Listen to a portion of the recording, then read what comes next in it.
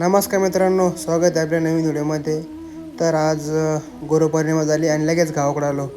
गेल्या लगेच सकाळी कॉल केला आणि दादा म्हणलं घ्यायला आला आणि लगेच कलरच्या बकेटे वगैरे गाडी ठेवून आम्ही लगे मंदिराजवळ आलो. मंदिराजवळ येत नाही लगे सगळे पोरं गोळा झाले.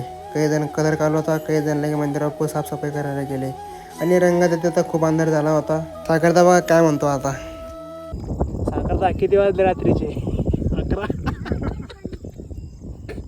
रात्री खूप उशीर झाला होता आणि कलर द्यायचं काम बाकी होतं. मग सकाळी आलो निसर्गरम्य वातावरण बघा किती छान वातावरण झालेलं होतं. मग मंदिराजवळ आल्यानंतर तर खूप प्रसन्न झालं. सकाळी वावरातले काम असल्यामुळं कोण नव्हतं. मग मीच भेटलो सकाळी गेल्या पहिले. तर सगळेजण गोळा झाले. मग कलर द्यायला भेटलो. त्यानंतर 11 वाजले. 11 सगळं फायनल झालं. तर हा फायनल लुक बघा कसा दिसतो. कलर वगैरे देऊन मग आम्ही